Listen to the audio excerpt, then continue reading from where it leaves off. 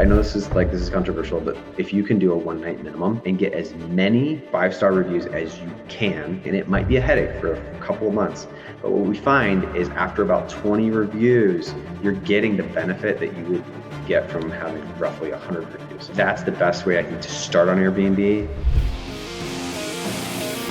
Welcome to the Short Term Show, the show about short-term rentals and long-term wealth, with real property owners hosting real properties who are crushing it in the vacation and short-term rental space. And here's your host, Avery Carl.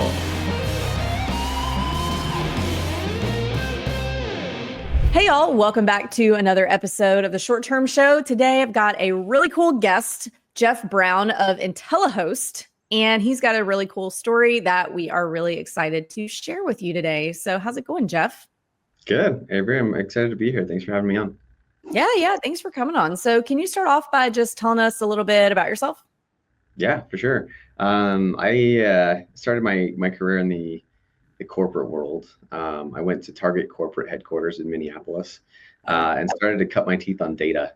I was an analyst there, and I went from there, gradually went to smaller companies like startup level, and I joined a startup. I was like employee number 4, and we did data analytics for companies that sold on Amazon. So I kind of learned the ropes of e-commerce, how to sell online, how to use data to do that, and I really just wanted to cut my teeth on my own venture. And so we started Loma Homes back in 2020. And Loma Homes is a vacation rental brand that specialized in unique experiences. So think like muraled walls, fog machines under beds, and just really cool experiences. We started in Orlando. Well, really, we started way back in Joshua Tree before it was like a thing, everybody does Joshua Tree now. But we did Joshua Tree, and then we did Orlando, we did Destin, Panama City Beach, we did Poconos, and we raised capital from investors, bought those properties, renovated them, and cash flowed off of them. That worked really well. But the data nerd in me kind of just kept surfacing while I was doing Loma Homes with my partners, Kyle and Brindy. And we eventually built a software internally that would allow us to go get Airbnb's data and analyze it in a way that was a lot more helpful than what they were doing. And with that analysis, we're able to optimize our properties in a much more advantageous way. We had incredible properties, like beautiful, beautiful properties that Brindy just would do an amazing job on. But if you're not getting seen, we learned quickly that if you're not getting seen on Airbnb, it doesn't matter how beautiful your properties are. And so we built the software internally to really just help us optimize our listings and get on page 1, get seen, get booked. Helped a ton. So we decided, you know what? This might be a venture in its own. Let's just take this software. Let's make it publicly available. Let's let everybody use it. And that's when Intellihost was born. So now it's my full-time gig. Kyle and Brindy, my partners, manage the Loma Home side, and I do Intellihost. So that's me in a nutshell. Awesome. So this is extremely interesting to me. So let's say I'm just like a consumer. What am I coming to Intellihost to do? Yeah, most customers come to us because they want to be seen more on Airbnb. Okay. They want to get seen more, but ultimately get more revenue. I'm sure everybody has had a moment where their bookings just kind of like fall off a cliff. Yep. And that's why most people come to us, is they're like, I don't know what happened, but my bookings have just fallen off a cliff, and I'm not really sure what just happened. So we're able to open up their traffic metrics, show them where they're falling behind, how they're benchmarking against the competition, and tell them, give them more specific recommendations on how to fix that. I love that. And that just sounds like, so I guess my brain just doesn't work that way. I'm not a data person. So build something like that. So what kinds of things, when people come to you with oh my gosh, this is falling off a cliff, what sort of things are you finding when you open up their data? Yeah. So think of it like a doctor, right? If you're sick, you come with symptoms like, hey, I'm not, my stomach hurts, right? And then the doctor starts to ask you questions about what behaviors, what you've been eating, what kinds of things, and they're able to diagnose the issue. And that's really the first step of what Intellihost does, is we open up your dashboard and we collect your data from Airbnb, and we break out the 4 steps that every guest takes to book your property. So for example, you go to Airbnb, you search the location, the guest filter, the dates, and you get a search result. Everybody that gets on there it basically gets what's called an impression. Getting in impressions is step one, but then getting on first page is step two. So we measure how many impressions did you get, how many first page impressions did you get, then we measure how many clicks did you get and how many bookings did you get. Because by separating each step individually, you can say, okay, you're doing really well compared to your competition in the first two steps, but maybe on clicks, you're falling behind your competition. So there's a problem with it's either your cover photo, it's your price, it's your reviews, and that's pretty much it. Like that's all people can see on the search result to click on you. So usually we start with the cover photo, we'll start with, those main key items, but diagnosing the problem is step number one. You really have to know what part of the listing you're struggling with in order to optimize. A lot of people will be like, my bookings fell off a cliff, and they'll just start like playing with settings. They're like, instant book off, instant book on, change the order of my photos, and they're just guessing and guessing and guessing. But if you're not having a problem with your conversion rate, don't change the order of your photos, right? They're actually doing really well because people are clicking on you. They're seeing the photos and booking. The problem is they're not clicking on you in the first place. So we need to figure out what cover photo is best to get people to click on you. Does that make sense? Yeah, absolutely. Yeah. So I want to hear more about the Loma Homes property. So I know Kyle and Brendy actually, and I've seen a few of the things that y'all have done, and I would say y'all were one of the first to be doing the ultra themed properties outside of Orlando. Like Orlando, you've kind of had to do that for a while, but I think y'all really were like 2019, 2020, like some of the first people doing those ultra themed homes. And I have some questions about that. So first of all, what made you decide? Because the whole like super theming of properties is very cool to talk about on social media right now. And I would like to hear what you learned from kind of starting at the beginning with that before other people were doing it, and then kind of what that looks like nowadays. Yeah. I love to talk about that. We have learned a lot, goods and bads. So we can talk about both of those from an ultra theming strategy. But what I would say is the reason we did ultra themes is the first step that we did before we had bought a single property is we bought all the AirDNA data. At the time, AirDNA was like the only cat in town. So we just used AirDNA data. Yeah, and we looked for the best, what do they call it, investability or investability score, where basically the cost of home was low and the had the highest potential for revenue. So we were looking for that difference. And Orlando came up, Nashville came up. Again, this was back in 2019, so a lot has changed since then. Different time. Yeah. Orlando came up and Nashville, they were kind of our top two. And so then we're like, okay, these are profitable areas, but when we pulled up both areas, they were highly saturated already. Like even when we back then it was like tens of thousands of listings that we had to compete against, and a lot of them had like hundreds of reviews. So we knew that if we were going to be a new player in that industry, we had to be different. We had to be super, super unique. Now, this is business advice in general for anybody, but if you're going to go into a big market, you need to have a niche. You need to have something unique that makes you different if you want to succeed. So when we looked into these two markets, what we did is we started to pull, again, this is the data nerd, right? But we started to pull all of the reviews, the 5-star reviews from these locations. We would buy data sets of like thousands and thousands of reviews for these areas. And we would do text analysis to say, what are the top keywords people are using in the 5-star reviews? So most people in their reviews would say things like, I came for a bachelorette party, I came for this, or I came for that, or I came for family reunion, or I came for, right? And we analyzed what were the top reasons that people came to those areas so that we could pick a niche. So in Orlando, it was family, parks, Disney parks, family, right? Like those were the words people were using. In Nashville, it was bachelor and bachelorette party. That was like constant.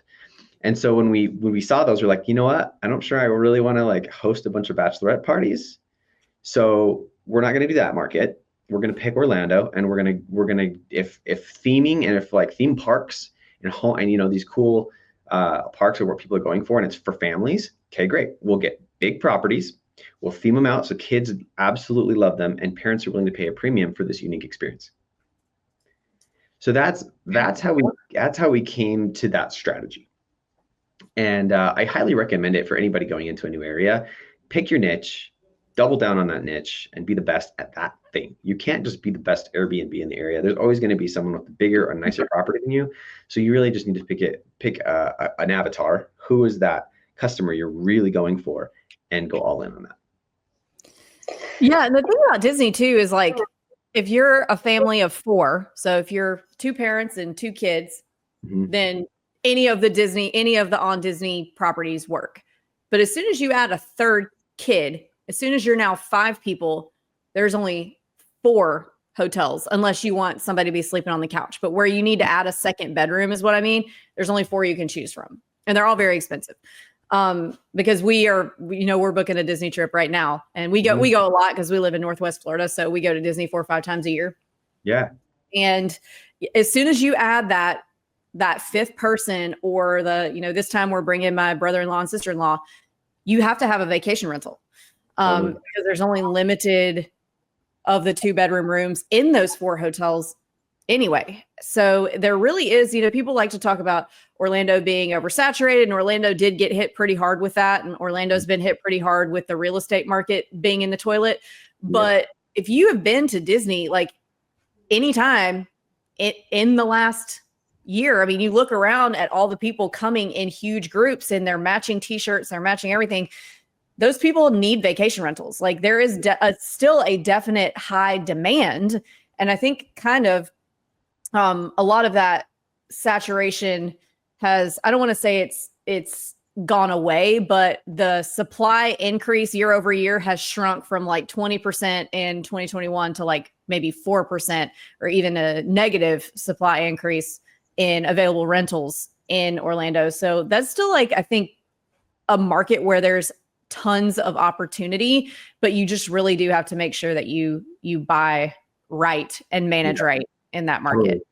Yeah, we bought our homes, 9-bedroom or 8-bedroom homes in Champions Gate at the time for like $450,000 to $500,000. Now you can't get them for less than $800,000, and that's only like 4 years later. And so I feel like we bought right.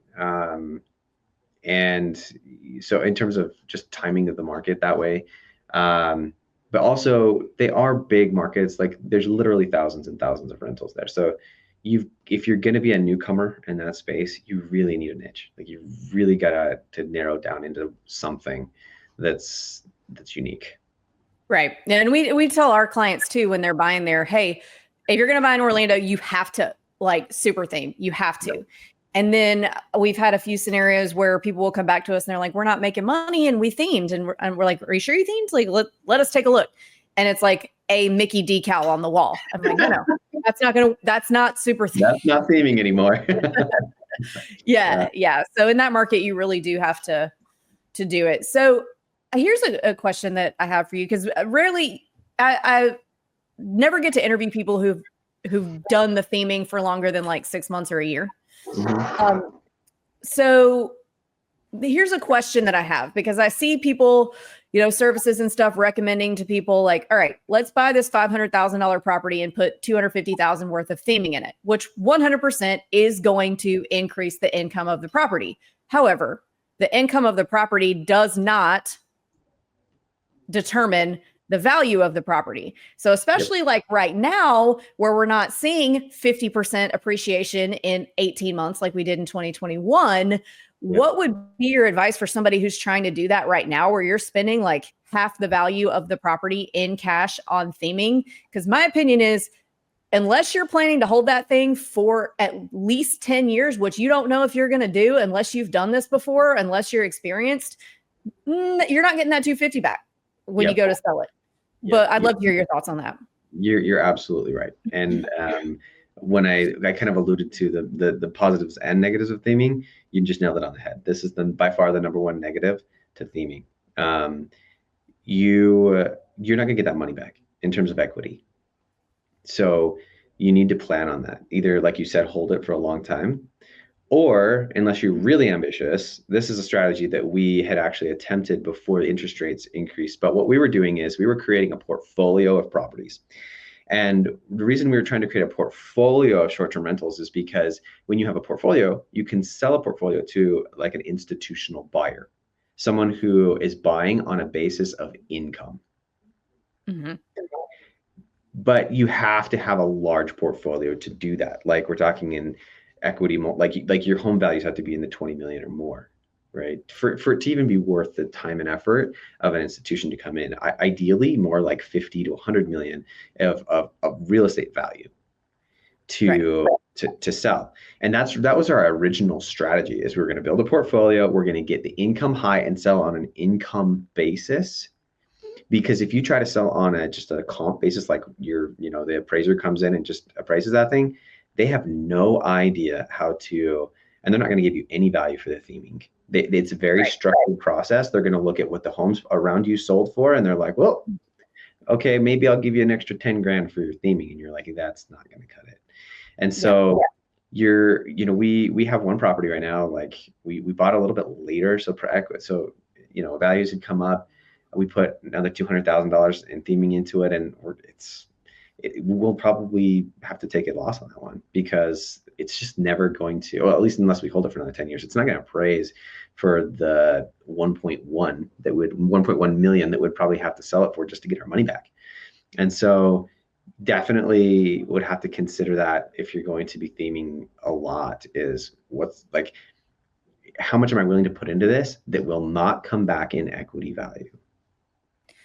I really appreciate your honesty about that, because I think there's so many investors right now who, because they see their favorite influencers posting about the super theming, and then they've got, there's services that you can pay for now that will tell you what to buy and exactly how to theme it, which a lot of times is hundreds of thousands of dollars. So to me, I'd rather spend hundreds of thousands of dollars on more real estate. Maybe we'll put 25 in the property and spend the other 250, 240 to whatever the math comes out to on more real estate. But I really appreciate you saying that, because I think a lot of new investors think, oh my God, I have to do this crazy super theme thing. And there are some major downsides to that. And I'm glad that you answered that way, because you really do have to be planning to hold that thing for a really long time in order to get that back. And you may never. Now it will make money, but you might lose it too. It'll make more, yeah, for sure. But there's risks to theming too. Like if you get a not so good themer or contractor, you could end up with a really cheesy and kind of tacky result, which doesn't help your theming. Like it doesn't help you. People are like, ugh, like it's more of a turn off. And so you really have to do it right. Like there's potential there, but some people would call me, like we had some viral videos go out about some of like our wizard's house and our galaxy themed home, intentionally named as such. And that's another thing, lawsuits. Careful of that. We learned our lesson there too. Copyright lawsuit? Yep. So what was I going to say on this? Oh, so I would have people call me after these viral videos went out and be like, I want to theme my place. I'm going to do a Harry Potter theme, and I'm in Oregon. And I'm like, you're going to spend how much money on a home in Oregon? Are people coming to Oregon to stay in a Harry Potter house? Like, is that the experience that people want in Oregon? Like just theming your property, it doesn't give you something unless it matches the experience that they're going to that location for. Mm-hmm. Nobody's going to pay a premium just to like go to your Harry Potter house if it's like in the middle of nowhere. It's just like, what is this?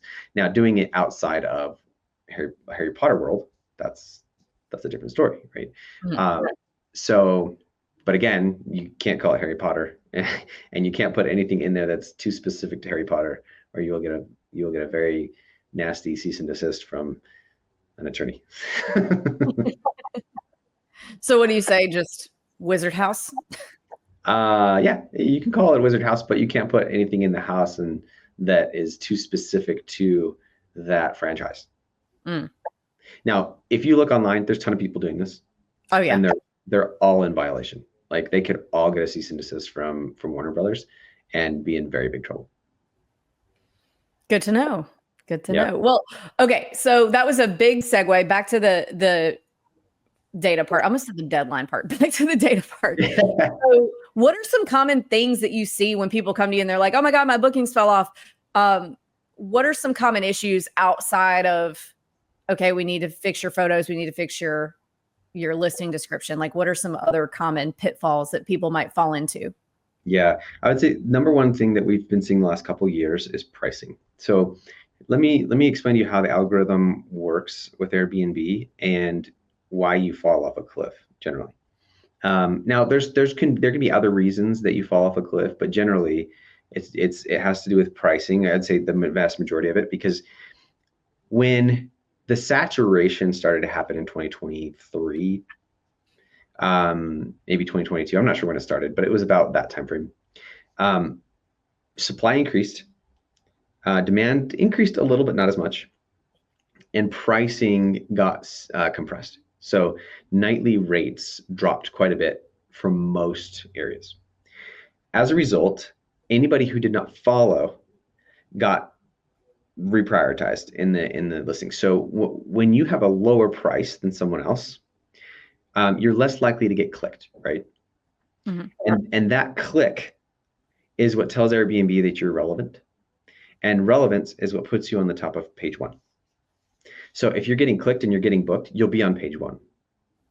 But if your price is just not quite as attractive, you'll start to fall and fall and fall and fall. And it will be the self-fulfilling prophecy, because the lower you fall, the more you fall, because you're not being seen and you fall off that cliff. So a lot of times we're able to fix those problems really quick by doing a short-term pricing strategy where we get a little bit more aggressive to get those clicks and those bookings back. And then once your velocity comes back up, then you can start to get aggressive again with pricing. But it usually takes a short-term price cut just to get back in the algorithm. Mm-hmm. So, now, that makes sense. I will say pricing is not like the first thing we usually approach. Like, we don't want to just slash prices to get somebody on top of page one. What we always want to do first is optimize the listing itself to present the best listing possible, because then you can charge as much as possible. If you just cut your price, you might have horrible photos, and yeah, you can get it booked eventually if you lower the price enough. But if you just improve your photos, you might actually improve your click rate and your conversion rate enough, the perceived value goes up, right? So we always want to try to fix the listing with the listing itself if we can, before we mess with pricing. So that's step one. And then, but usually it comes down to pricing in the end. Gotcha. Okay, that makes sense. And Luke always suggests that to people too, the drop your prices for a minute and then, get some bookings rolling in and then pick them back up. And people always criticize him like, well, Luke just says drop your prices. Well, no, not forever, just for a minute to wake the algorithm back up and get you where you need to be. Yeah, we call it the sacrificial lamb. So we have an algorithm that will price properties for them. And what it does is it looks at days on your calendar that are getting less traffic in terms of click traffic and that kind of thing. So when people search on your listing, we collect what dates people are searching for your listing. So dates that are getting less searched, we'll usually drop those days more in order to get that click traffic up, get that conversion up, so that, because the chance of booking those were slim to none anyways, right? It's usually those random weekdays within the calendar. But those end up becoming the sacrificial lambs that help the whole ship float. Love that. So let's talk about some other features. So we know, okay, this is we're going to the doctor to get our listing fixed. Mm-hmm. What else do we need to know about Intellihost that I haven't asked about? Yeah. So step one is the booking funnel dashboard, which, like I said, shows you kind of what the problem is. And then once you know what the problem is, you click see recommendations and it shows you what you can do about it. It basically tells you these are the levers you can pull to fix the problem. Then you go and you do those things, and we provide what's called a change tracker. So it automatically picks up whenever you've made a change on your listing, and it puts it right there in the dashboard for you, so you can see, okay, when I made this change, and we recommend you give it a little bit of time before and after so you can see the result. So you make a change, we pick it up for you, we list it in your dashboard, and then you can see the graph and how that change impacted your listing. Did click rate go up by what percent? Did first page impression rate go up by what percent? So again, step one, what's your issue? Step two, here's some things to fix it. Step three, did it work or not? And that's the listing optimization part of it. And then we have a separate tool within the dashboard called predictive pricing, which helps with the pricing aspect after you've optimized your listing. Okay, love that. So it's like a dynamic pricing tool, that second part? So the second part, there's two options. There's like a do-it-yourself, which shows you your calendar and it shows you how many clicks you're getting. It's like a heat map. It shows you which days are getting the most clicks, and it calculates how likely you are to be booked for any given day for the next 90 days. Oh, So it that's cool. says, okay, you're 90% chance to be booked on this Friday and Saturday. So you might want to raise your price because 90% chance, hey, you might as well get a little more money for that day. And these weekdays over here, these are like 3% chance of booking. So I want to drop my price on those. And so we have an integration with Price Labs where you can just click on the day, click up $5, hit submit, and it pushes to your Price Labs account so that you don't have to go. Yeah, so it's pretty convenient. So that's the do-it-yourself option. And then we have an algorithm if people want to sign up where we do all of that pricing adjustments dynamically, so that it's just hands off, and that's been pretty successful as well. Okay. Well, that's really cool. I didn't realize it integrated with Price Labs like that. I thought it was like a separate tool. That makes it a lot easier. Yeah. We're trying to work with Wheelhouse. They don't have as much functionality in their API yet. So we'd love to integrate with them once they have the ability to do what we want to do, but not quite there yet. Awesome. Well, before we move on to the last three questions of the show, is there anything that I haven't asked about Intellihost or your journey that you feel like our listeners would benefit from hearing? Such a great question. I mean, I would just say one thing we always say, and one of the things we live and die on is data. Just, trust the data. There's so much right now. If you go online and you search like how to optimize my listing, you'll find blog articles, you'll find influencers, you'll find tons and tons and tons of opinions. But I've never seen any of these articles give data and statistics on why they're recommending that thing. And when we actually pull the numbers on most of the recommendations, they're usually not very well backed by the numbers. So we're collecting tens of thousands of listings right now on Intellihost. So we're able to see what actually works and what doesn't. And we put our videos and our research on YouTube so people can just go benefit from that. But it seems like there's just a lot of myths and theories out there that people are spending a lot of time and energy on that don't actually make a difference. For example, change your cover photo every week or frequently, right? Changing your cover photo and changing your pricing and making tweaks constantly will somehow boost you in the algorithm because it'll tell Airbnb that you're more of an active host. None of that is supported by data. So if there's one thing I could tell your listeners is trust the numbers. If somebody tells you something, especially an influencer tells you how to hack the algorithm, treat it with a dose of skepticism because you need a lot of data to be able to confidently say the things they're saying. And I don't know anyone with more data than we have. And not even we can say confidently, like definitively how the algorithm works necessarily. So just keep that in mind. Yeah. It's like the I can't think of the word. The common problem with everything. Nobody knows how any algorithm works, whether it's Instagram. Everybody's trying to figure out how the Instagram algorithm works, how the YouTube algorithm, how the Airbnb. Everybody's trying to figure out all of these things, and nobody can know. It's a secret. It's a mystery. Yeah. Life's great mystery. Of course. I mean, they're going to keep that so secret. Why would this influencer really know? He's got like 3 properties and he made one change and he got a booking from it. So he's like, guys, I know the secret. You're like, okay. Or no properties even. Yeah, sometimes you see that too. Yeah. So awesome. Well, cool. Well, thank you for coming on, Jeff. And we've got 3 questions that we ask everybody who comes on the show at the end. So first question, what advice would you give 20-year-old Jeff? 20-year-old Jeff. Wow. I didn't come prepared for that question, but 20-year-old Jeff, I would tell myself to learn, to just never stop learning. I've like coming from then to now, I've realized that education is free.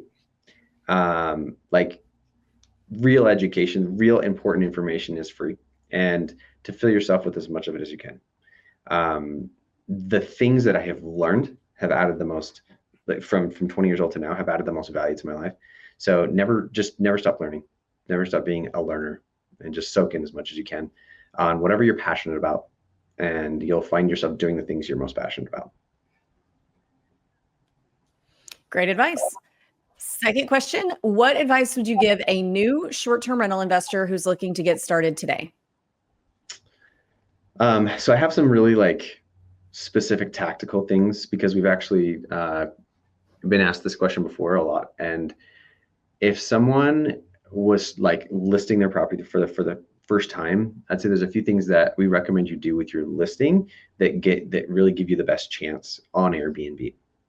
And Airbnb seems to have what we call a grace period, where at least for the first 14 days of being listed, you appear higher on first page, or appear more on first page.